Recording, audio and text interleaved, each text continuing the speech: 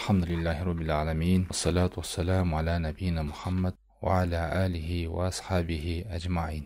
Biz Allah Taalanын жардамы менен Имам Навави топтогон 40 хадисиндебиз. Бүгүн 4-чү хадистебиз. Бул хадисте котормосунда мындай дейт: Абу Абдурахман Абдулла ибн Масуд баяндалган хадисте Ибн Масуд кабарлады: Хаддасана Расулуллахи саллаллаху алейхи ва саллям ва хува садиқул масдуқ. Чынчыл жана ишенүүгө татыктуу болгон Аллахтын элчиси саллаллаху алейхи ва саллям айткан: Инна хадакум южмау халқуху фи батни уммихи арбаина яуман нутфа. Силердин ар бириңердин жаралууңар эне курсагында 40 күндө суюк абалда топтолуп нутфа дейт ошон. Жана ошончолук убакыт ичинде уюган канга айланат. Дагы 40 күн алака деп. Жана ошончолук убакытта бир үзүм эт абалына келет. Дагы 40 күн, 120 күн болот. Бир үзүм эт абалына келет. Андан кийин ага бир периште жиберилет. Периште ага рух үйлөйт. Жана периште 4 нерсеге буйрулат: түйүлдүктүн ырыскысын, ажалын, иштерин, бактысыз же бактылуу боло тургандыгын жазат. Андан башка илах жок. Аллахка ант ичип айтамын: силердин бирөөңөр бейиш ээлеринин иштерин кылып жүрүп, анан аны бейиш менен анын ортосунда бир чыканак аралык калганда китептеги жазмыш өткүрлүк кылат дагы тозоккулардын кылчу иштерин кыла баштап тозокко кирип кетет дейт. Ошондой эле силердин бирөөңөр тозок ээлеринин иштерин кылып жүрүп, анын тозок менен ортосунда бир чыканак аралык калганда китептеги жазмыш өткүрлүк кылат дагы бейиштиктердин кылчу иштерин кыла баштап акыры бейиштикке кирет дейт. Тозокко бир кулач калганда кайрадан бейиш амалдарын кылып бейишке кирет. Бухари жана Муслимде келген хадис. Жалпысынан бул хадисте пайгамбар саллаллаху алейхи вассалам башында сүйлөйбү, жеткизеби, кабар береби, өкүм чыгарабы, бардыгы туура, бардыгы Аллах Тааламдын вахи менен сүйлөнөт. Аллах Таалам Куранда айткандай: "Ин хуа илля вахи юха", ал тек гана сүйлөсө, кабар берсе, вахиден сүйлөйт. "Ва ма янтиқу анил хава", тек гана бүт кабарым бар вахи менен. Бул 4-чү хадисте Имам Навави топтогон адамдын жаралышы жана түзүлүшү, калыптанышы жөнүндө сөз болот. Бизге белгилүү болду, ол адамдын суу болушу 40 күндөй. Эркектен чыккан суу, энеден чыккан суу аралашып, экөө аралашып туруп, эненин жатында 40 күн бою суу болуп жатышы. Андан кийин дагы бир 40 күн өткөндөн кийин 80-күнүнө карай уюган кан болушу. Андан кийин 120 күнгө карай дагы 40 күн. Ал уюган кан эмес, бир үзүм этке айланышы. Андан кийин периште келиши, жандын салынышы, ошондой эле ал жерде ырыскысы, амалы, жашоосу, бактылуу, бактылуу эмеспи, баары жазылат. Ушул эле хадистин аягында адамдардын абалы эскерилип атат. Аягында кандай болуп жашайт, тагдыры. Болбосо бул тагдыр эзелки лаухатул махфузда деле жазылган, жалпы жазылган. А берде адамдын периште өмүрүн жазып атат. Бул хадис, улуу хадис, өтө зарыл. Адам өзүнө көңүл буруп, назар салып карасын. Кандай болгон абалда? Адам кандай унутчак, кандай алсыз, кандай деген этаптар менен жаралгандыгы көз салсын. 2 жолу тирилет адам, 2 жолу өлөт. Жана 2 жолу адамдын заарасы чыккан жерден чыгат. Бири атанын белинен чыккан болсо, экинчиси кайра ошо заара чыккан жерге кирип энен жат. Ал жерде канча деген мөөнөттө туруп, кайра кан сийдикке аралашып туруп чыгат төрөлүп. Ушундай абалды билгенде адам өзүнүн ким экенин, байкуш бир алсыз экенин, Аллахтын кулу экени сезе билет. Текеберленбейт, өзүн өзгөлөрдөн көтөрбөйт, бааланбайт, өзүнө таң калбайт, өзүнүн күчүнө таянбайт, баардык нерсени Аллахка коёт. Ошондой алсыздыкта жаралса да, бул дүйнөгө келгенде да, ичинде дагы канча күндөп чимкириги бар, заңы бар, заарасы менен көтөрүп жүрөт. Уктаса дагы, ажатканага барса да толук аны чыгара албайт. Бир бөлүгүн чыгарат, бир бөлүгү калат. Анан адам баласы кайсарына пайгамбар саллаллаху алейхи вассаламды ээрчибей, Аллахка моюн сунбай, сажда кылбай, ибадаттан алыс жүрөт. Капырлар дагы тозокто жатканда дагы: "О Руббибиз, бизди 2 жолу тирилтиң, 2 жолу өлтүрдүң" деп айтышат. Адам башынан өлүк болгон. Анан эненин жатында жан берилет. Өлүктөн кайра тирилип атат. Андан кийин кайра бул дүйнөдө жашап, кайра өлүп атат. Өлгөндөн кайра акыретте тирилип атат. Ошон үчүн Куранда Гафир сүрөсүндө тозокто жатып ушинтип кайрылат. Капырлар айтышат: "О Робби, сен бизди 2 рет өлтүрүп, 2 рет тирилтиң, биз күнөөбүздү мойнубузга алабыз. Бул тозоктон чыгууга жол барбы?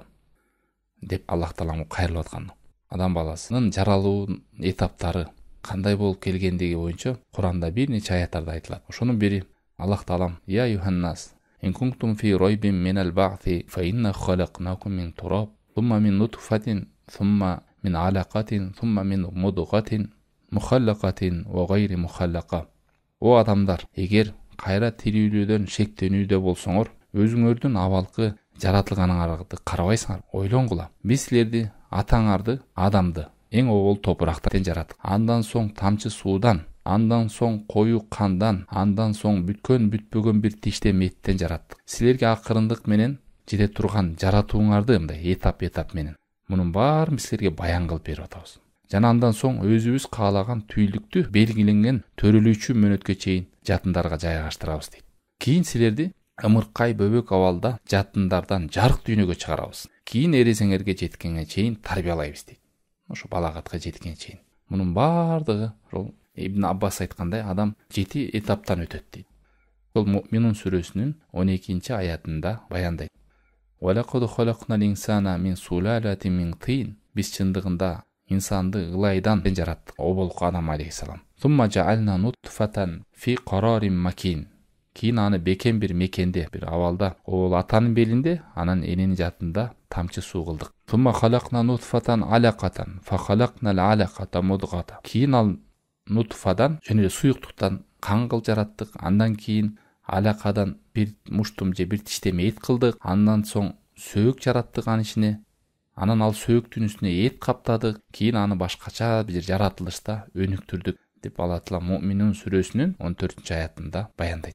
Мына ушундай болсо дагы кээ бир адамдар, Аллах сактасын, капырчылыкка кетип, өзүнүн жаратылганын унутуп, жаратылуудагы максатын унутуп, Аллах Тааламга кайрылбай, надандыкта, кайдыгерликте Аллахтан жүз буруп кеткендер бар.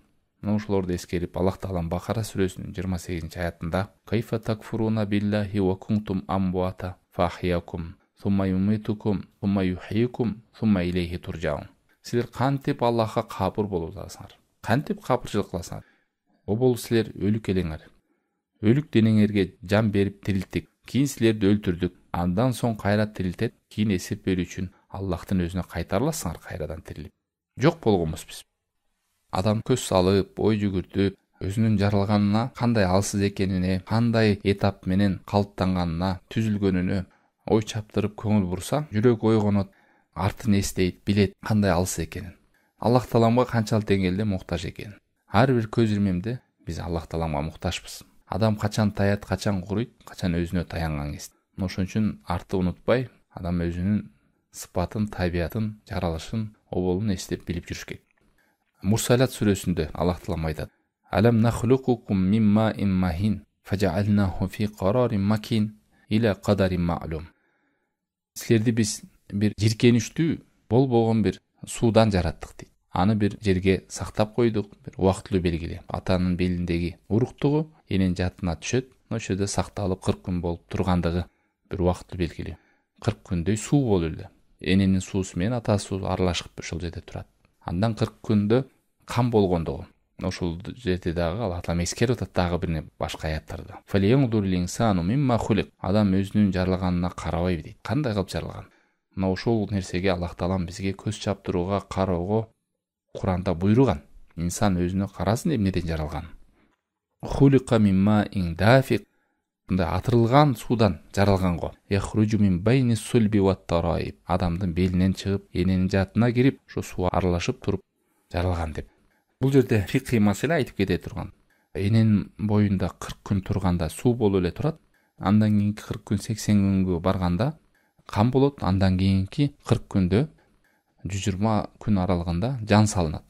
Эгерде 40 күнгө чейин боюна бүтүп калып, ошону түшүрсө болобу десе, алымдар болот дейт 40 күнгө чейин.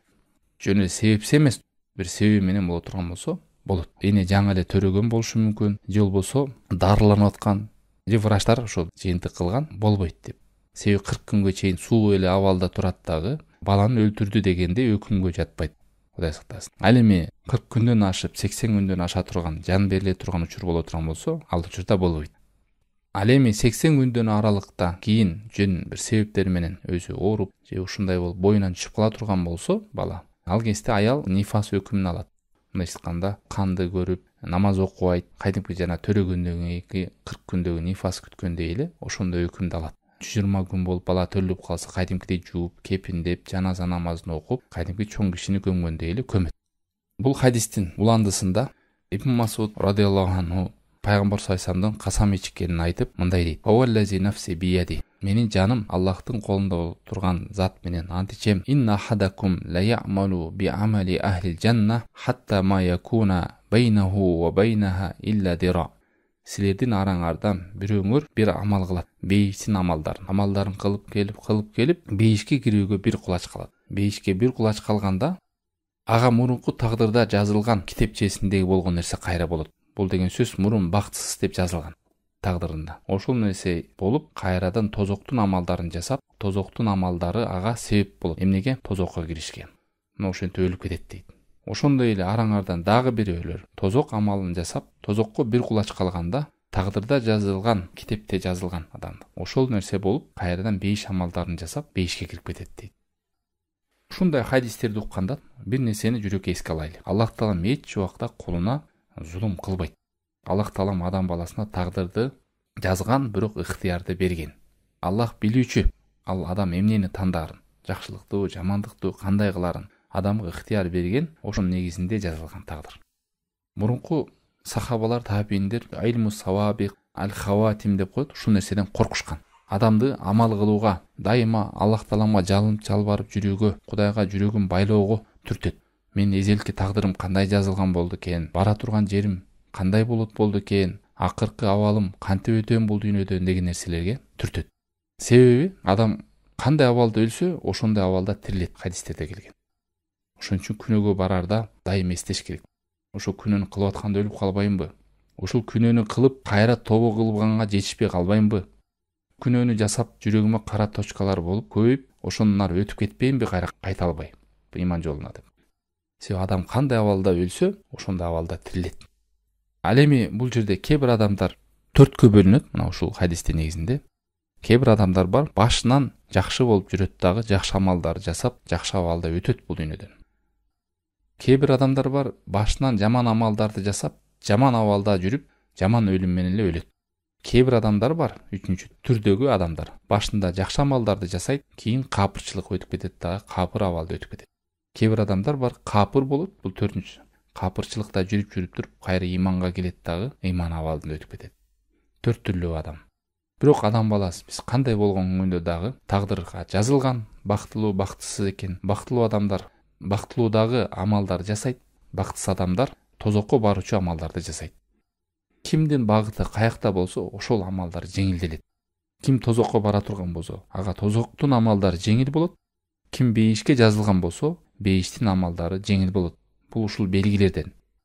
Адамдар канчалык ибадатты жеңил кылса, жакшылык жолго жеңил бет алса, чынчылдыкта, сойлих амалдарга жүрөгүндө ошондой нерсеге умтулса, бул бейишке бара турган адамдын белгиси.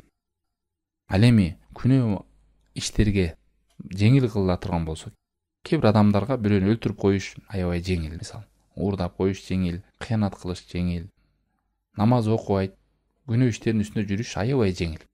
Ошондой адамдар коркуш керек. Ошондой эле сооп амалдарда жүрөм деп адам бул бейишке баруунун белгиси экен деп алданып калбасын. Себеби дегенде сыноо бар. Жаны чыкканча сыноодо жүрөт ал адам. Балким өмүрүнүн аягында бузулуп кетер. Кудай сактасын. Ал да алданып калбастан, өзүнө ишенип албастан, кенебей кайдыгерде жүрө бербесин. Ошон үчүн мурунку алымдар эки нерседен корккон. Биз кандай абалда өлөбүз өмүрүбүздүн жана биздин тагдырыбыз кандай жазылган болду экен деп. Көргөн, тааныган адамдардан билем. Жылдап мечитте азанчы болуп, азан айтып жүргөн эле адамдар кийин акырында азанын да таштап, намазын да таштап, алкаш болуп, арак ичип өлүп калгандар бар. Өлгүн таппай калгандар бар. Кудай сактасын. Ошон үчүн мен стажым чоң, мынча жылдан бери намазда жүрөм деп адамдай бейгапар, токтукта болбош керек. Биз билбейбиз, жаныбыз чыкканча сыналуудабыз. Шайтан бул жаныбыз чыкканча күрөшөт, бузукуга, түртүүгө. Амалдар аягында билинет дейт. Иннамал а'малу бил хавати. Кээ бир хадистерде келет. Ябду деп. кээ бир адамдар ойлонушу мүмкүн да, бул кандай ушунча амал кылып келип туруп бир каршы келгенде тозокко кирип кетиши адилетсиз го кандай десе, башка хадисте ябду аланнас, адамдарга ушундай көрүнөт. Биз баягы бир адамды өмүр бою ибадатта жүрөт, бул адам жакшылык менен эле билебиз деген менен, бирок ал адамдын ички жүрөгүндө бузуку амалдары бар, аны адамдар көрбөйт. Алымдар ушундай деп баяндап, тафсирлеп түшүндүрөт. Бул деген же эки жүздүү адам, же жүрөгүндө каткан бузуку капырчылык бир ойлору, түшүнүктөрү бар.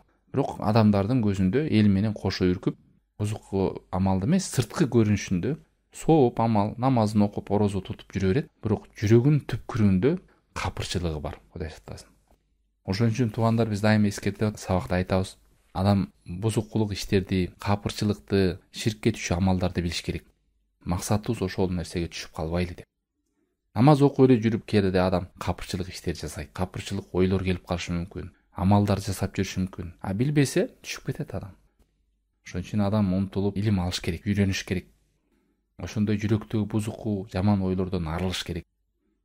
Ал эми кээ бирлерде жүрөгүндө андай бузуку болбосо дагы жакшы амалдар жүрүп, канча деген адамдар бар. Намаз окуп жүрүп атеист болуп кеткендер бар. Намаз окуп жүрүп эле ибадатта жүрүп тетир сүйлөп калгандар бар. Намазында таштап, капырчылык сөздөрдү сүйлөп. Канча адамдар бар капырчылыкта жүрүп, исламга келип, ыйманда жашынакай болуп өтүп кеткендер бар. Китептерден канча окуйбуз. 100 жашка чейин капырчылыкта жүрүп, 100 жашка толгондо ыйманга келип, 1 айдын ичинде өтүп кеткендер бар. Дагы бирөө жүрбөсүн, шайтан азгырып, картайганда деле тоо кылып койсом, жетишет турбаймбы деп. Ал адам ошол жашка жетеби, жетпейби? Ошондой мүмкүнчүлүк болобу, болбойбу? Бул өзү жаман ниет да, жүрөктө ушундай пайда болот. Ал эми тигил адам 100 жашка чыккан, ал христиан дининде жүргөн адам. Билген эмес бул маалымат. Баласы исламга келип, атасын ыйманга чакырып, исламга чакырып, исламды кабыл алган.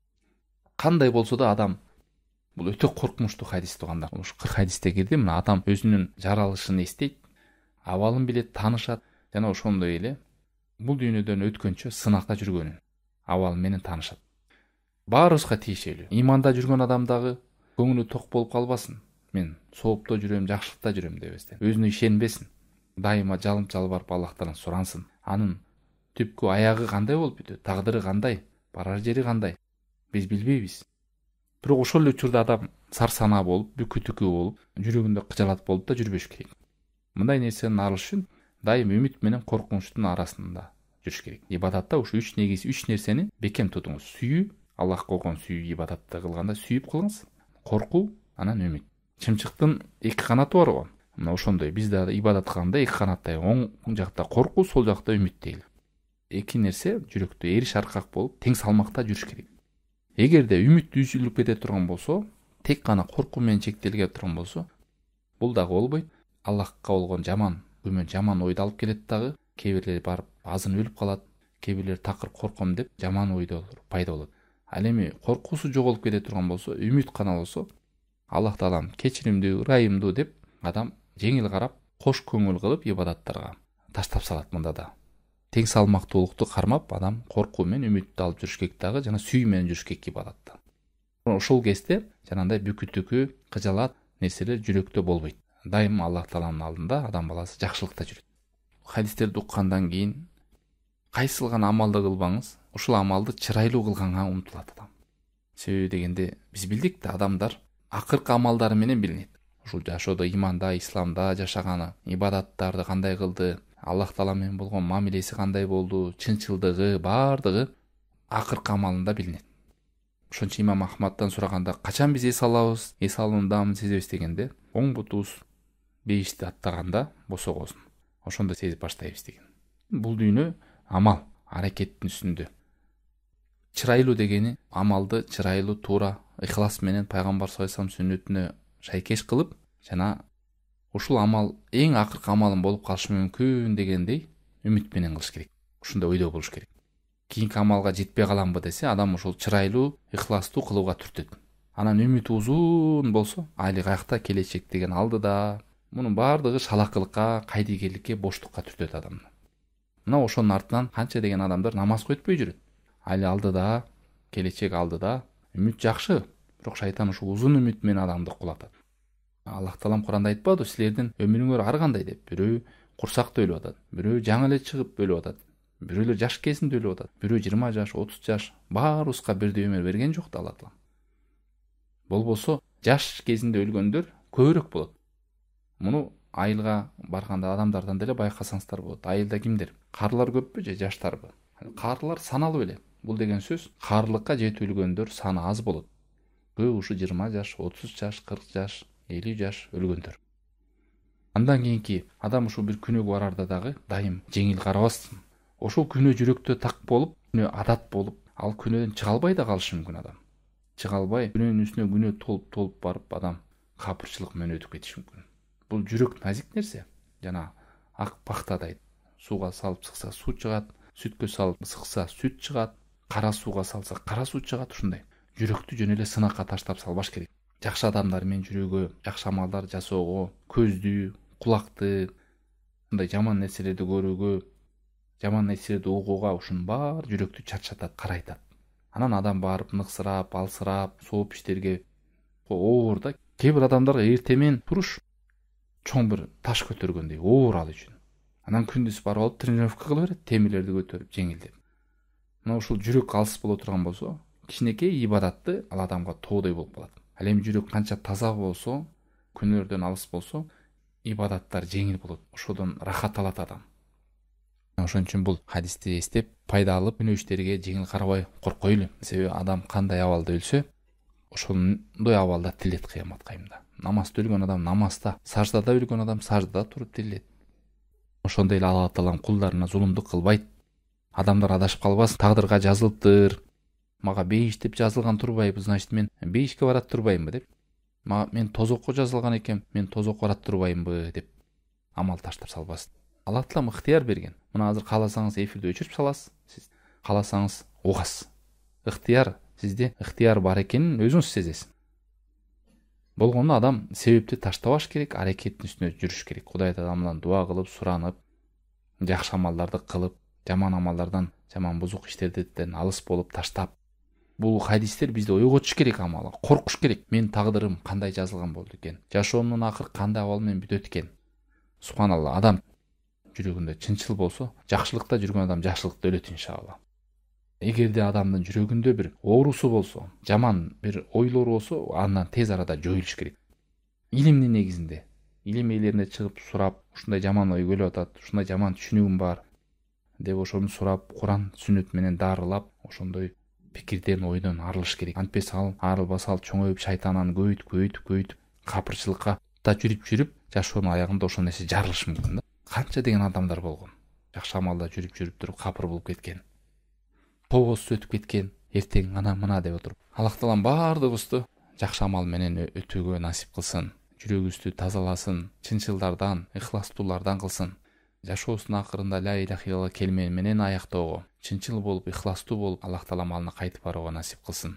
Жүрөктөгү жаман оорулар, жалган нерселер, эки жүздүүлүк нерселер, рия, ошондой жаман абалдардан тазалап жок кылсын Алла таалам. Жакшы адамдарга кошсун, пайдалуу илим берсин, солих адамдардан кылсын. Субханакаллахумма бихамдика ашхаду ан ла иляха илля анта астагфирука ва атубу илейк. Саллаллаху таала аля хайри халкихи ва аля алихи ва сахбихи.